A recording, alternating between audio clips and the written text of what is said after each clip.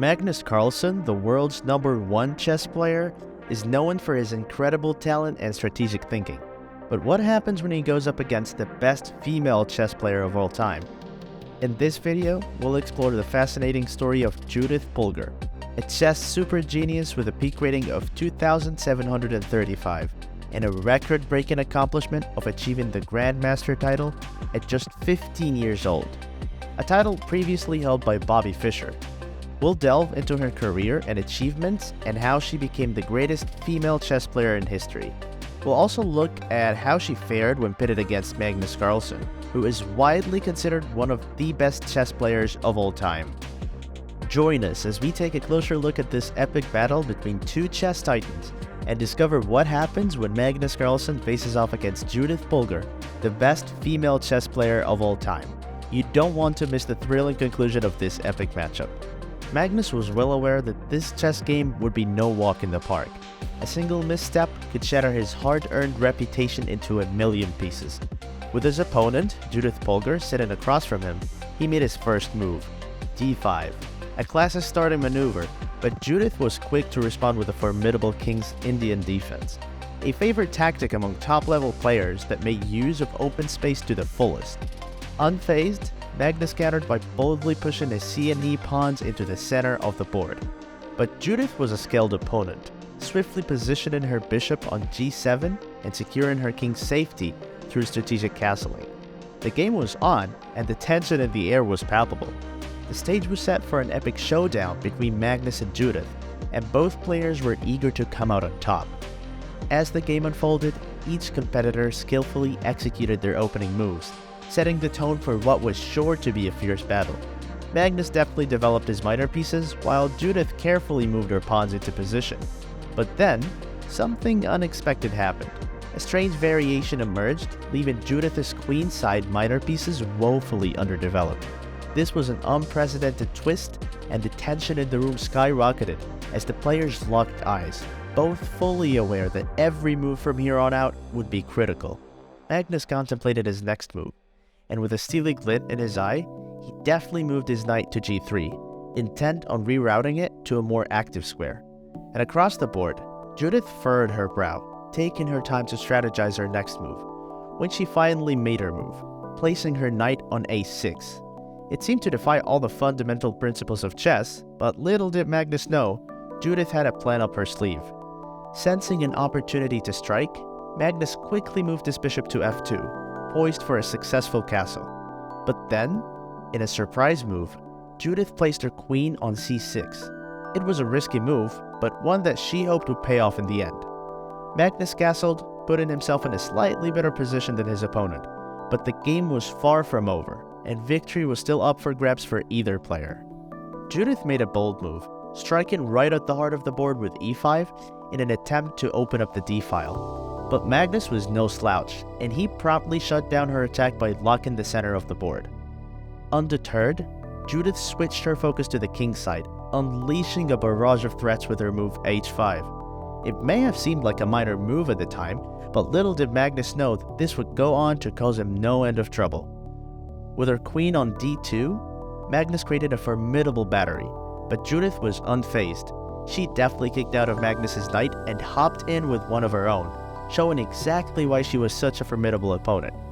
And then, just when it seemed like Magnus might be gaining the upper hand, Judit struck again. This time in the center with f5, skillfully positioning her pieces to launch a devastating attack on Magnus's kingside. Magnus was in a precarious position, with his bishop trapped to nowhere to go. But he wasn't about to let that stop him. With a strategic move, he slid his knight to f3, clearly creating an escape route for his beleaguered bishop.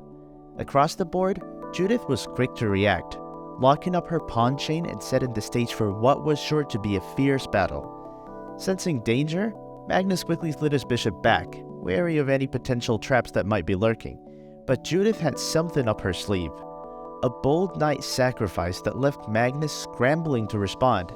If Magnus took the bait and captured the knight with his pawn, Judit would swoop in and recapture the bishop, all while exposing Magnus's vulnerable white king. It was a risky move, but one that Judit was more than willing to make. Magnus found himself in a precarious situation, unable to make a move without risking the safety of his pieces.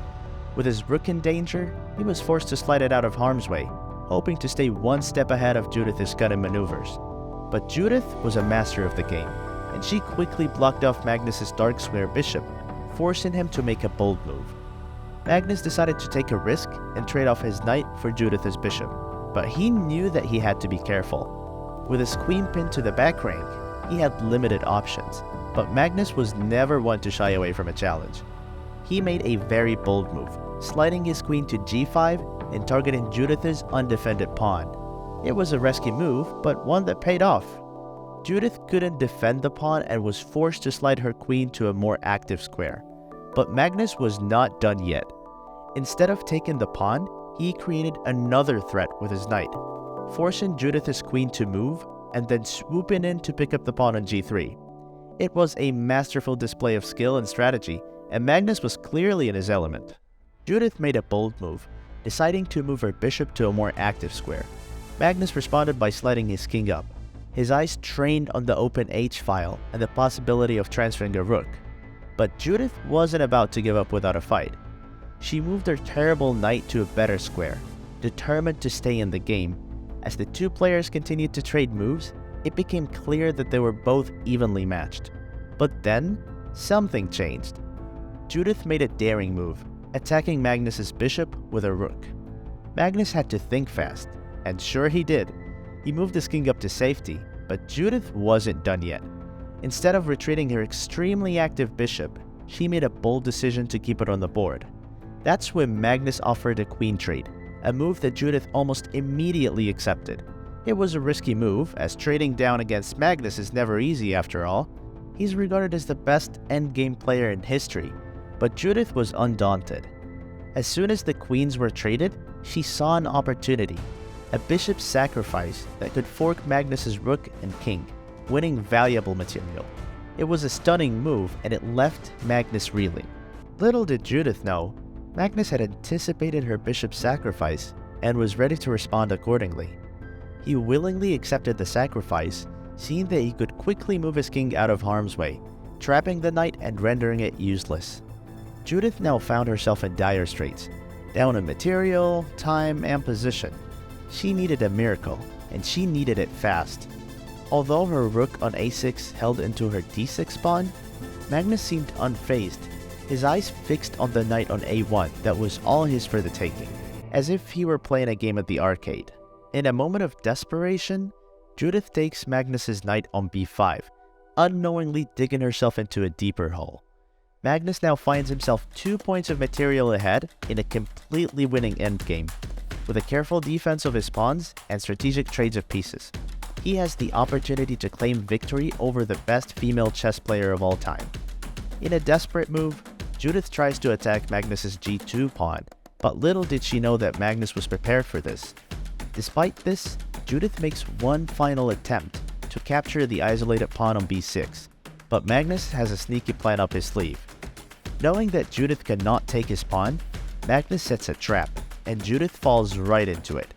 It's a stunning turn of events, and the game is now effectively over.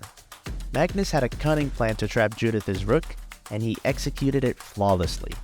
He knew the only safe spot for the rook was on b4, so he set out to block all the possible routes to it.